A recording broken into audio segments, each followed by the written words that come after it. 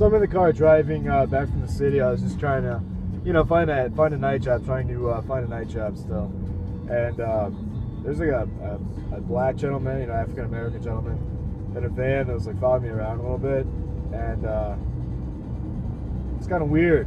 But another thing I was gonna say, which was interesting, because I've documented all these like drills that these apparent Third Rikers do.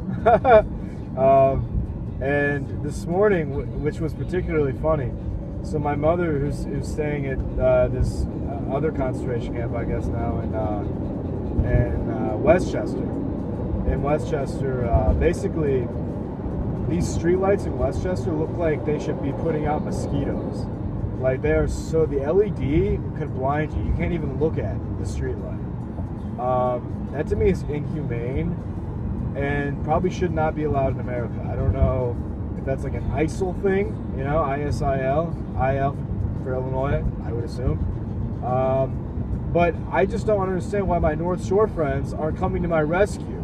I'm looking to my left at a BMW from Northfield. Like, hello, bro.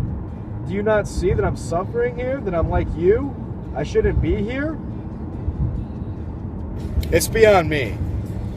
And... So, okay, back to the drill. I don't mean to be all over the place. So she comes home, and this guy that was living with us, Ray, he had he had bought some brandy, right? So he stuck the brandy on top of the fridge. And the brandy on top of the fridge was, it was gone when he left. So when he was, his last week staying at my mother's occupants, I wasn't there. I was staying in my friend's shed. Literally because he sleeps in the shed. I was just staying where he stays, in his shed. It wasn't like a punishment. Yes, I chose to go there to stay with my friend and his girlfriend.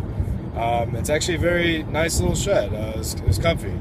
Definitely wouldn't prefer it. Not ideal, right? But nonetheless, place to sleep and watch Netflix. Anyway, so he left. He took his brandy. She knew that. She had to know that. Oh, there's an ambulance over there probably trying to execute me. How you doing? So, anyway, he left. He took the brandy. She knew it. This morning she comes over with the other SS officer, apparently. His name's Mike Adler. And he's the one who put her up in Westchester because apparently his mom and his sister both live there. And now they're both dead. So I don't know how that happened, if they're actually dead or they died living there with those LED streetlights that are blinding. Maybe that contributed to it. I don't know. Regardless, what I was going to say was, I guess he had told her to do this drill today, which was completely absurd. And it was like, basically, oh, where'd the brandy go? Because she saw that I had a few beers in the fridge. I was drinking a few beers last night. Okay, great. It's not prohibition. I can drink beer. And so, but I guess, when you do one thing, like drink beer, they try to convert that to whatever they can to try to get whatever out of you. So I was, basically, I was asked if I had seen the brandy that of course has been gone for 3 weeks since the Ray guy moved out. And I replied, no, what are you talking about? What brandy?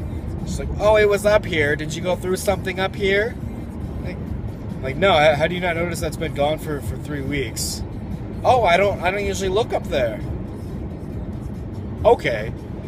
Meanwhile, the Mike guy's in the shower, which is why they claim to have come over, just so they could take showers. What I would say is, he probably took a shower because, he knows that I'm kind of smart. He doesn't know how smart, but he knows that I'm a little smart. And he knows that if he would have been there in the same room, I would immediately look to him as to note the obvious drill order from him to her to relay to me. And it is just getting absurd. And nobody is doing anything to help me. And what do I have to do? I mean, my sister, not my sister, I guess she's my aunt, even though she's like 8 years older than me or something. 9 or 10 years old. I don't know what she is. No, I think like maybe 7 or 8 years old. Her, my uncle-in-law, I guess, my uncle, I think he called me lightning in a bottle. And like what, grease lightning in a bottle? No, I'm not lightning in a bottle, bro. I don't have an anger issue at all. I'm pretty stable. So, you know, I'm sorry that you've been maybe a little, let's see, brainwashed your whole life. Maybe there's some hate coming from Germans towards Greeks or something, or Polish towards Greeks. I don't know, because I don't know that many Greek people. I'm not very Greek at all, if I am. Like I said, I looked up the immigration report, and they had sailed to America from Greece.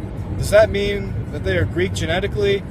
No. If you sail from Florida to Cuba, are you Floridian? If you're from Chicago, no, you're still from Chicago. So, you know, I'm tired of this shit. Somebody's got to do something. Help me out here, Luke and Ellis. Help me out here. Support back east, fellow Jews, fellow members of the tribe.